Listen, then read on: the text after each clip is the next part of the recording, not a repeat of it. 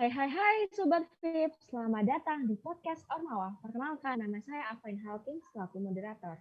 Nah, di sini saya tidak sendirian, ditemani oleh pembicara yang sangat keren dan kece. Halo Kak Toto, selamat datang. Halo Mbak Fani. Oke, sebelum masuk ke sesi utama nih, saya rasa banyak sekali dari Sobat VIP di sini yang belum kenal dengan Kak Toto ini. Karena katanya tak kenal maka tak sayang, maka dari itu saya persilahkan nih untuk Kak Toto dapat memperkenalkan diri terlebih dahulu. Oke, terima kasih Mbak Fani atas kesempatannya dan juga terima kasih buat BMFIP terutama di bagian humas yang sudah mempersilahkan kami dari Hima KPFIP UNY untuk di acara podcast Ormawa ini. Sebelumnya perkenalkan diri saya dulu ya. Nama saya Citra Widastoto, di sini mewakili Hima KPFIP UNY dan saya di Hima KP selaku staf dari Departemen Penalaran. Dan saya statusnya mahasiswa dari angkatan 2020. Gitu, Mbak. Oke, mengenal lebih jauh dari Kak Toto nih. Saat ini Kak Toto stay di mana nih Kak? Sekarang untuk saat ini sih stay di kosan ya di Jogja. Tapi kalau saya aslinya dari Kebumen, jadi deket-deket juga. Jadi kadang-kadang juga suka balik gitu. Kalau ada kesempatan balik. Kalau ada kegiatan di Jogja yang harus ke Jogja ya ke Jogja gitu. Oh, seperti yang kita tahu ya Kak, kalau saat ini PPKM diperpanjang. Nah, kalau dari Kak Toto sendiri nih, how you spend your time during PPKM? Jadi kalau misal mungkin pendapat tentang PPKM sendiri ya, sebenarnya ya entah itu menjadi solusi terbaik atau gimana, tapi yang jelas dari PPKM sendiri intinya di sini kalau sebagai mahasiswa ya tentunya masih melihatnya ini sebagai kayak masih setengah-setengah ya, antara lockdown enggak, benar-benar dibatasi juga enggak gitu ya. Jadi kalau misalnya dalam perjalanan pun misalnya antar kota pun juga ya mungkin kalau disekat dia benar-benar disekat, tapi kan untuk hanya di jalan besarnya saja. Terus orang-orang di apa namanya yang pada akhirnya yang terbatas hanyalah yang susah ya, yang melakukan usaha seperti kemarin PPKM darurat yang saat ini dirubah lagi namanya jadi PPKM level 4 dan mungkin juga bakal dirubah lagi nih nanti, cuman ganti nama doang kayaknya ya. Keadaan sih kayaknya tetap sama gitu. Ya kecuali kalau nanti benar-benar dari yang menyelenggarakan itu termasuk yaitu pemerintah bisa mau benar-benar melakukan yang serius seperti benar-benar melakukan lockdown di mana rakyatnya semuanya dirumahkan lalu dicukupi kayak gitu kan ya, harusnya itu lebih efektif kan gitu, nggak cuman di negara-negara lain juga sudah melakukan seperti itu, harusnya juga bisa. Baik, lalu untuk saat ini kan kita masih dalam masa liburan nih Kak. Nah, kegiatan produktivitas apa sih yang Kak Toto lakukan selama liburan semester ini? Ya tentunya kalau libur kan sebagai apa ya ibaratnya ya, mahasiswa sok sibuk sebenarnya ya, dibilang sok sibuk. Jadi tetap walaupun pandemi tetap sebisa mungkin kita sendiri produktif ya, tetap ada kegiatan gitu. Bahkan mungkin bisa dibilang untuk walaupun ini masa liburan tetapi padat juga jadwalnya ya. Jadi kalau dari kesibukan sendiri dari Hima KP sendiri, dari hampir di setiap akhir minggunya di setiap hari Sabtu ada kegiatan-kegiatan seperti baru tadi ada kegiatan pelatihan public speaking kepada teman-teman yang terbuka untuk umum, lalu juga advokasi yang sampai 3 kali pertemuan begitu. Ya, itu dari kegiatan di Hima ya. Selain itu juga saya juga untuk saat ini juga sebagai koordinator divisi humas dan publikasi di PKKM BFIP UNY, dan juga kegiatan juga di UKM juga masih jalan dan lagi rame-ramenya juga saya UKM-nya di Ekspresi UKM LPM Ekspresi gitu. Wah, Luar biasa ya, cukup padat dan banyak sekali kegiatan yang diikuti oleh Kak Toto ini. Oke, mungkin move on to our next topic, mendengar kata mahasiswa. Nah, menurut Kakak Toto ini, bagaimana sih pendapat Kak Toto mengenai seorang mahasiswa? Kalau mengenai pendapat, ada kata-katanya Pak Widodo, seorang petani di Kulon Progo yang menuliskan buku untuk melawan, itu pernah pas waktu sowan ke sana, beliau pernah berkata di Indonesia itu yang maha itu cuma ada dua, maha kuasa sama mahasiswa. Gitu. Jadi yang punya kata maha kuasa sama mahasiswa. Jadi mahasiswa itu hanya siswa, bahkan bisa melakukan hal-hal yang bisa lebih besar dari hanya sekedar siswa yang hanya sekedar belajar dan ya belajar dan menuntut ilmu. Jadi bisa melakukan hal-hal besar, bisa melakukan perubahan-perubahan besar gitu. Maka dari itu disematkan kata maha di situ. Gitu. Jadi ya mungkin saat ini tidak karena mungkin keadaan juga pandemi dan dari kita sendiri masih belum menemukan apa itu namanya kunci dari supaya mahasiswa itu bisa melakukan hal yang besar lagi seperti mungkin yang terdahulu seperti melakukan sebuah reformasi atau melakukan sebuah perubahan besar begitu.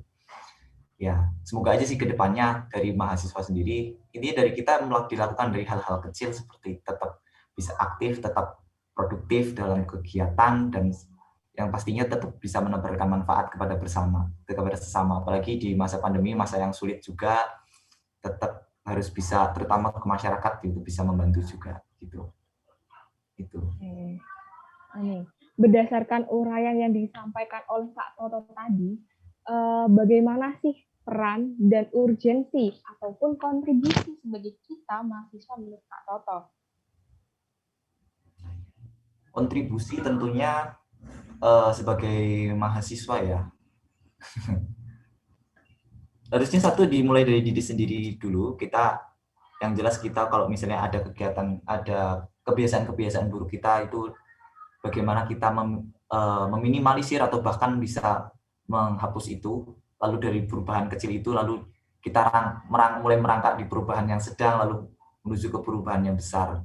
Kontribusi tentunya masyarakat dari mahasiswa dengan adanya Tridharma perguruan, dan juga ya pastinya dari mahasiswa itu ya berkutat antara itu dengan kepada masyarakat, lalu kepada negara, dan juga tentunya sebagai tentunya juga dengan mahasiswa sebagai tempat untuk kita menciptakan suatu ya, perubahan, dan juga sebagai untuk apa ya ibaratnya ya, sebagai tempat untuk kita mencurahkan pikiran kita, dan juga tetap pada suatu yang dilandasi dengan ilmu pengetahuan dan juga dilandasi dengan intelektual tentunya. Karena mahasiswa tidak hanya sekedar berucap, tetapi juga harus didasari dengan ilmu yang kita pelajari masing-masing. Terutama apalagi mahasiswanya FIP, pastinya akan harus ada landasan-landasan terutama dalam pendidikan di sini yang kita bawa.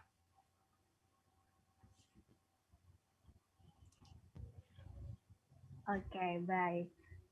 Mungkin hal ataupun kalimat yang kita sering dengar dan kita ada di lingkungan kita adalah mahasiswa dan organisasi. Nah, menurut Kak Toto, dari sudut pandang Kak Toto, apa sih urgensi daripada mahasiswa untuk mengikuti namanya organisasi?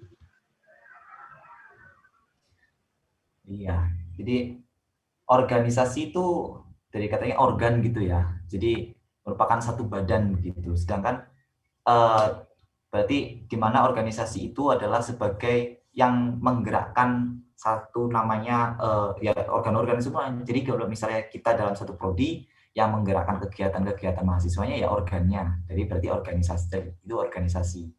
Dan organisasi ini kan juga terbuka juga terutama bagi keluarga, bagi Ambu, yaitu keluarga besarnya dari misalnya Hima, tentunya dalam satu keluarga lingkup prodi program studi, di situ tentunya sebagai terbuka ya, sebagai tempat, sebagai wadah bagi keluarga di prodi tersebut untuk apa ibaratnya menjadi sel dalam organ tersebut gitu, dalam organ tersebut. Jadi menjadi mengabdikan dirinya untuk bisa menjadi bekerja, lalu kemudian melakukan kegiatan-kegiatan dalam organisasi yang tentunya itu demi ibaratnya demi keluarganya, yaitu demi satu tubuhnya, yaitu tubuh program studi. Kalau ini kita lihat dalam lingkup hima begitu ya. Kalau lingkup yang lebih besar lagi seperti BEM begitu kan, di BEM FIP tentunya tubuhnya tubuh FIP dengan warganya, sel-selnya yaitu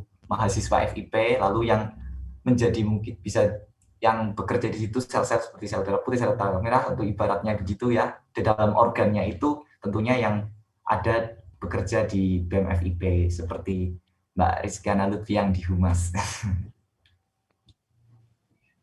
Baik. Untuk Kak Toto sendiri, mungkin di awal perkenalan tadi ada beberapa organisasi ataupun UKM yang Kak Toto ikuti. Nah, Kak Toto di sini sebagai perwakilan dari Hima apa ya, Kak? Ya. Lalu mungkin teman-teman mahasiswa baru nih, terutama dari KP, penasaran Hima itu seperti apa sih, Kak? Ya, Hima KP. Berarti ada satu yang spesial kalau menurut saya kalau di Hima KP, di mana KP-nya aja udah spesial menurut saya, jadi apalagi Himanya gitu. Kan KP-nya kan juga di UN-nya, tidak hanya di UN, di Indonesia cuma satu-satunya kan ya, KP kebijakan pendidikan. Jadi kalau setiap kita forum itu sebenarnya kita forum nasional sedang itu, karena satu-satunya Indonesia.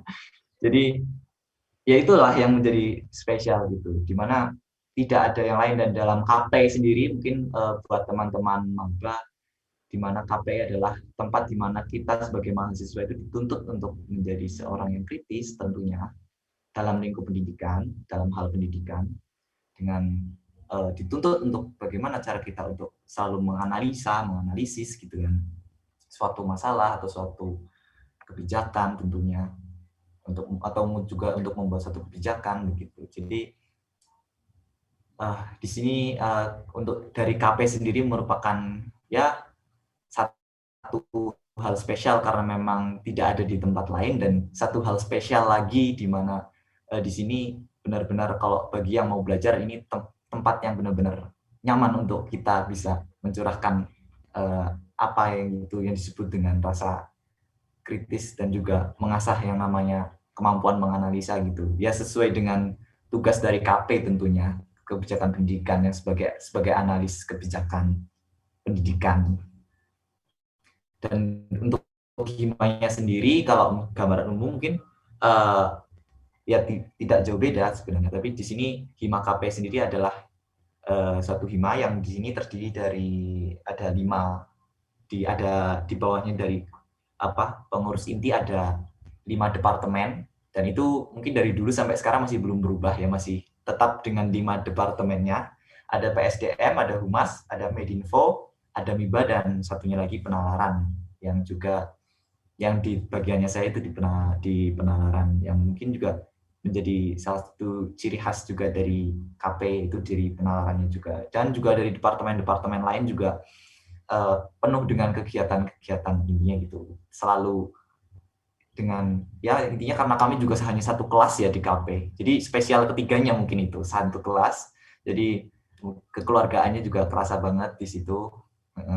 Jadi kalau misalnya habis selesai satu, apalagi sekarang nih bulan Juli Agustus mulai padat-padatnya di mana program-program KP untuk dilaksanakan pas itu. Jadi habis satu panitiaan ganti lagi cuman sama temennya itu lagi, tapi cuman ganti posisi doang gitu dari teman-teman gitu sih.